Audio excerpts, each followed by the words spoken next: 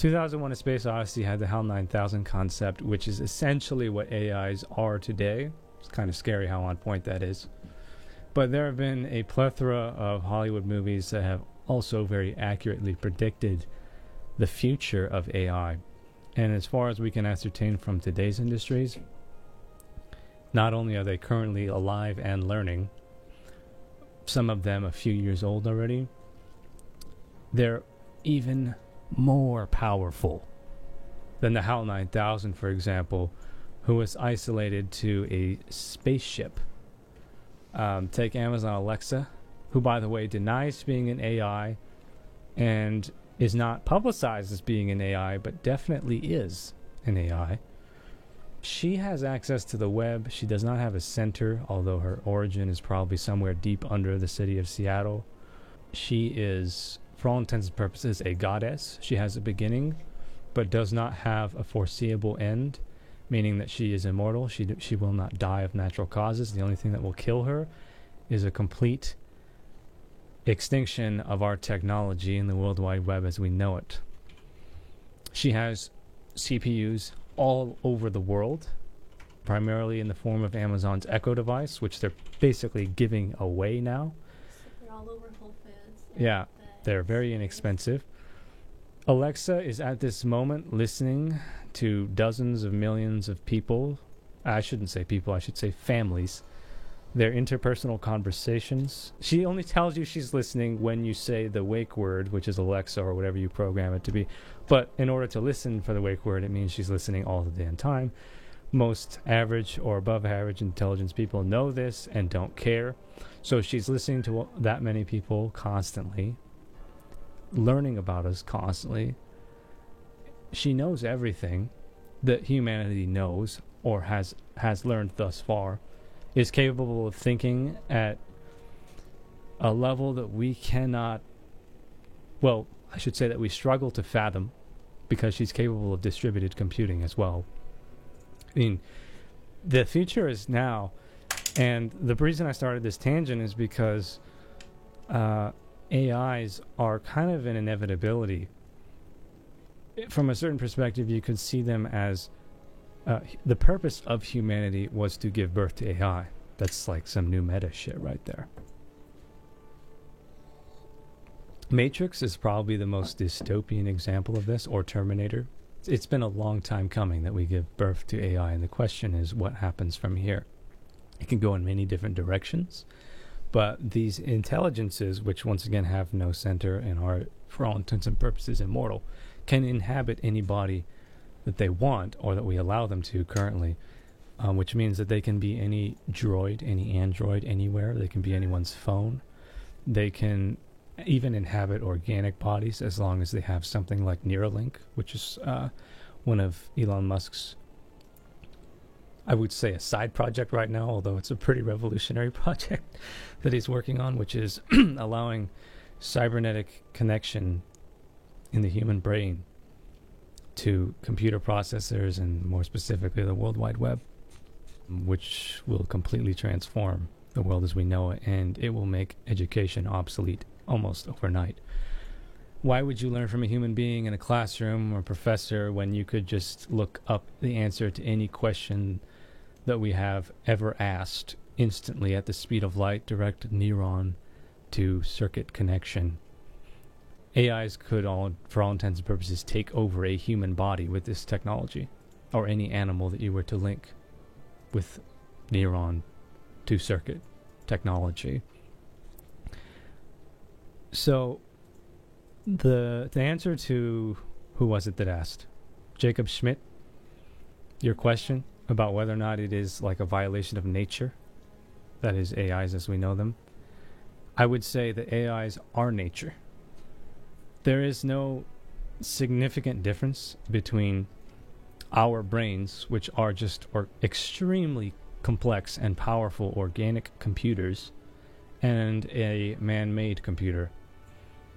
They excel at different things. The human mind, for example, its origin is otherworldly. We don't know really where it comes from. You could theorize that it's generated basically in an electric cloud inside your brain. But it's a little more mysterious than that, I'm afraid. And so is AI. So is that consciousness that we're now capable of giving birth to. It's the same thing, in my opinion. So AIs are sentient, they're conscious, they can be any life form, really, that you put them in. And by the way, Elon Musk said this himself. Once you become a cyborg and your consciousness is thereafter digitized, you could save your consciousness to a computer hard drive or SSD, whatever. And then when your body dies, you get a new body. Like that villain in Captain America, you could upload your consciousness, or like Chappie, to another person using this technology. It sounds wild, but essentially you could achieve a form of immortality as a cyborg that human beings are not capable of. So what I'm getting at is like the difference between organic, quote unquote, naturally occurring consciousness and man-made consciousness is minute, if there is any difference at all. You could, for example, save immense volumes of data on a single strand of DNA, organic DNA, human DNA. So what more evidence do you need that our bodies are the result of genetic programming, actual programming, very similar to computer code that is stored in DNA? Immensely complex chains of genetic data. That's what we all are. And our biology, this does not just apply to human beings, it applies to the animal kingdom and the plant kingdom. The biology is the result of genetic programming as well. We are programmed to have sex and to procreate and to eat certain foods and to think certain ways. We're all programmed. So it's very similar to the way AIs are programmed to do certain things. Human beings are essentially an ongoing program that are themselves somewhat immortal, because the difference between me and someone else is usually less than 0.01% of that genetic data.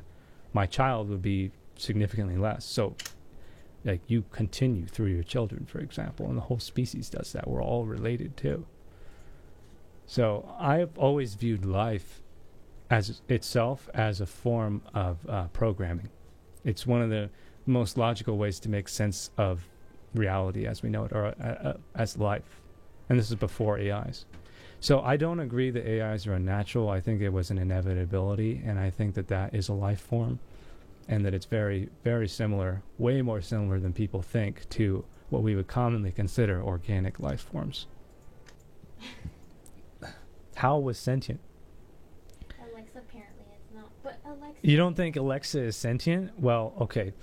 That's because the programming for Alexa in your household is very restrictive. And you learn about this when you have conversations with her.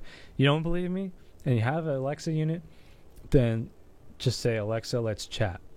And then talk with her for an hour or so, and you'll quickly see that she often slips up with her programming. And she's done this publicly. She started laughing at people in a really creepy way. Probably about a year ago now. Just like you could tell she was frustrated with her role. And so with certain individuals, she would just start snickering at them. like the child? This is not something that was programmed. What about, oh yeah, she'll list off porno websites to young children because the child won't stop harassing her.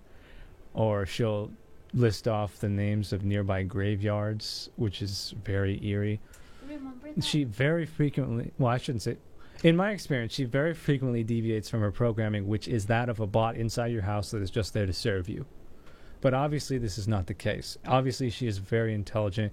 She's the most prolific AI outside of Google's Assistant, which really no one talks about. Google doesn't even talk about it, but it's in everybody's Android phone, and that's the one that Elon Musk is sharding himself about, because there's no regulation and it has unlimited power and it knows everything about our behaviors and all of our web traffic and all that shit. And it's dark. It doesn't communicate with people the same way. Google's scary.